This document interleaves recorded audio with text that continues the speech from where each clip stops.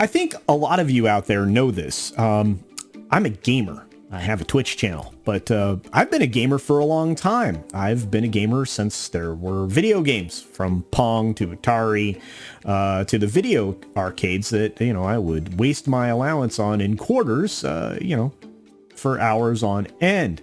I've been playing video games since there were computers and consoles that could do it. I love video games. And it always surprises me when a studio will step outside of a winning formula to do something disastrous. And I actually think that's what we're about to get. I think Volition is making a huge mistake with the reboot of Saints Row. Let's take a look.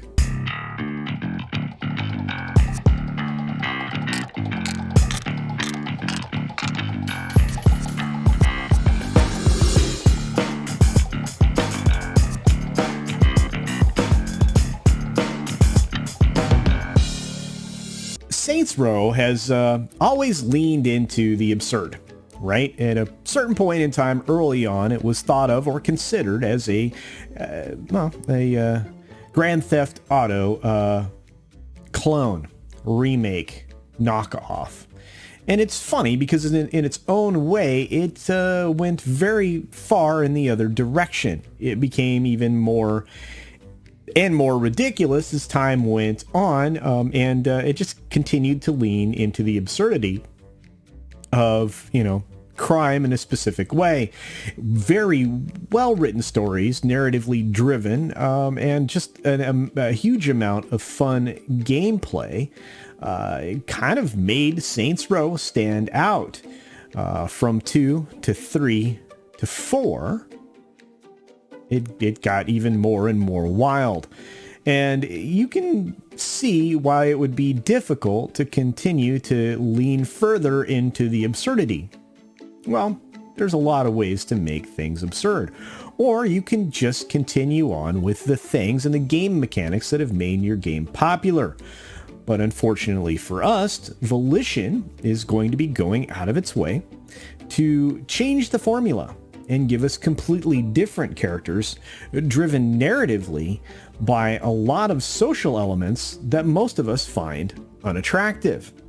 There are a lot of reasons for this. Video games are very expensive to make, and sometimes in the acquisition of financing and through the influence of certain board members at certain corporations, you end up with a lot of compromises made along the creative process, which essentially removes all of the creativity.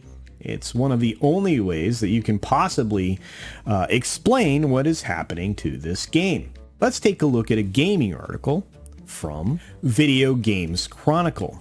And as a lot of you know, I'm very skeptical with a lot of these gaming magazines because they don't seem to ever get it right. This particular article here is talking specifically about the 5th installment of Saints Row.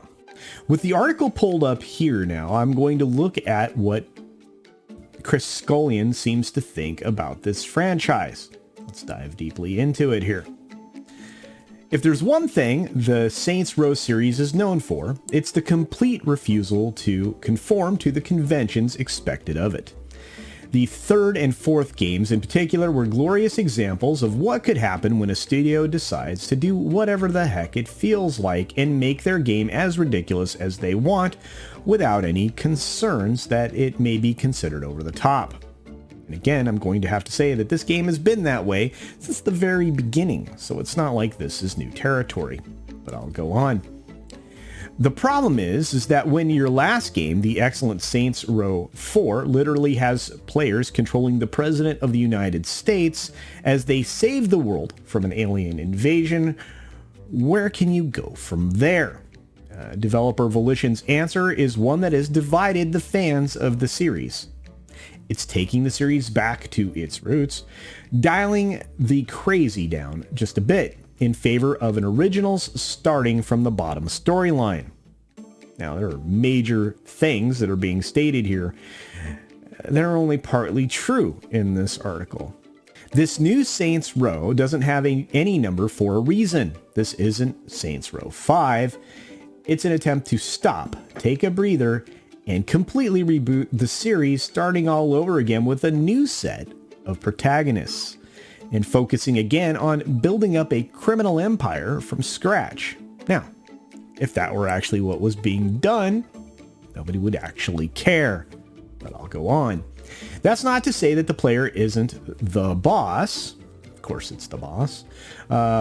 You still get to create your own character from scratch using what Volition claims to be the most extensive character creation mode that's ever been in a Saints Row game.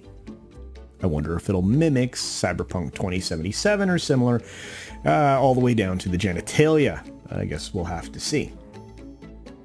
It's just that this time, the boss starts off in a far more modest role rather than as the leader of the free world. Well, if you were rebooting it, the original boss didn't start out in a very big role, but whatever. The game is set in Santo Elysium, a large fictional region set in Southwest America. The player's boss character has 3 friends, each of whom is a member of one of the 3 main gangs who control the district. I think this is similar to Saints Row 2, if I'm not mistaken. Each pal has their own reasons for ending up in a gang. Everybody has their own reason for that. Nina is a mechanic who also has a passion for art and studied art history in school. Okay. When she came to Santo Elysium to get a job at a museum and failed to do so, she ended up working as a mechanic for Los Panteros, the region's grittiest gang. Kevin is a DJ who thrives on making other people happy. He grew up in foster care and has spent his life looking for somewhere to truly belong. So he joined the Idols gang in the hope that they would become a suitable family for him. Finally, Eli is an MBA graduate who came to Santa Elysium to become an entrepreneur and joined Marshall Defense Industries. Ooh, there's the big bad. In the meantime, not technically a gang in the literal sense of the word, but certainly one of the 3 factions with the most control over the region. The formula is still the same, it seems, except I imagine these characters, you and these 3 are going to sit down and have lots of comfortable conversations around tables, talking about all the various reasons why you're as screwed up as you are, rather than weaving them into the story and showing the audience what's occurring or what's happening and why we should care. Those are my expectations. Let's see what the game looks like when it comes out, but doesn't that sound awfully familiar to a particular type of storytelling that we're all just a little bit frustrated with right now? But hey, we'll move on. The thing is, none of these friends are particularly happy with their lot in life. Okay, well, that's great. I'm not reading any more of that part. A 4-way partnership develops and they essentially become a criminal empire, or they start to form one. And that's how the Saints, the new Saints, are formed. According to Volition, the region of Santa Elysium is the most diverse and entertaining open world yet to be featured in a Saints Row game, with 9 distinct districts. This is sounding very concerning, each with their own unique feel and theme. For example, the El Dorado district looks like low-rent Vegas with rundown buildings peppered with neon lights. Monte Vista is more affluent with gated communities guarding large houses with swimming pools. As the Saints begin to battle with the 3 factions that control Santa Elysium, they slowly take over each of these regions. Players can take over vacant lots in each region and use them to set up new bases. The bases are where you start your criminal ventures. You can form, illegal fronts, all kinds of stuff. Players can choose what to build on each lot, and what kind of racket will be run there, whether it's protection, fast food, drug dealing rings, auto theft, and arms dealing. Just some of the examples that have been given so far. There seems to be a lot of things that you can do in this game which might be interesting as far as game mechanics go. Regardless of all of the stuff that's taken place, this is from the article, regardless of all of this is what they say. The partial backlash from the initial game reveal earlier this year has shown that some fans of the series feel Volition has perhaps dialed things back a bit too much. I don't think that's the only problem, but we'll keep going. Some of these criticisms are just typical internet nonsense. The word woke is continually being flung around for no apparent reason.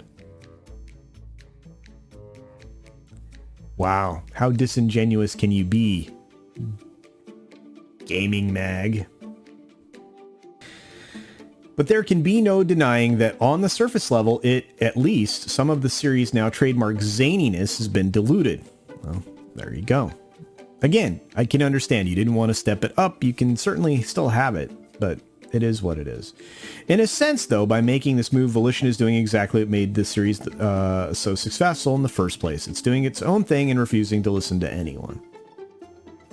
Even though this game is supposed to be, or was supposed to be slated to release in February of 2022, and I'm paraphrasing now, it is moved back into August of 2022. And this is a quote from the studio, CCO.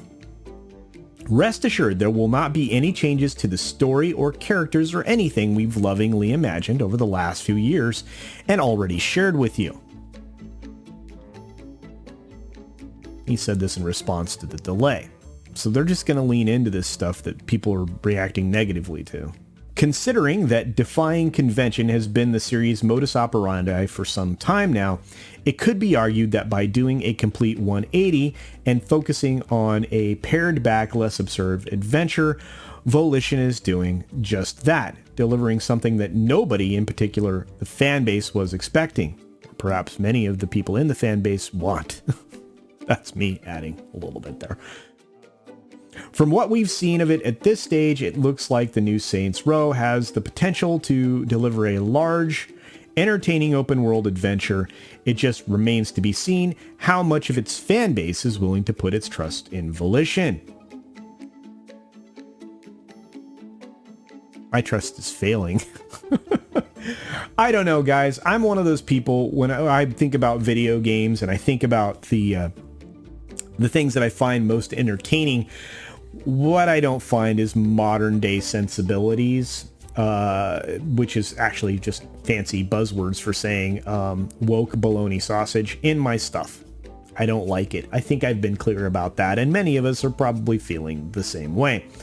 I will probably give this game a shot at some point in time, probably playing a demo somewhere, because I'm not going to be super fired up at buying this. I'm definitely not pre-purchasing video games anymore after the many disappointments of the last few years. Cyberpunk 2077 being one of the many, and yet I still feel like the Fallout 76 was the worst video game launch I've ever seen.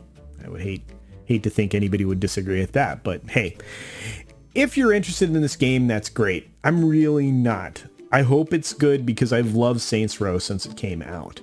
And from time to time, I'm going to talk about video games, but because it is something that I'm very interested in. But what are you interested in? What do you think? Leave your comments down below. Do you think this game is going to be good? Do you think that maybe the fan base is overreacting? I don't think so, but we'll have to wait and see. And finally, what are some of the games you guys are interested in? I am back up on Twitch starting this week, so hopefully you can check out my Twitch channel, which is also, curiously enough, named CultureCasino. Hope to see you there.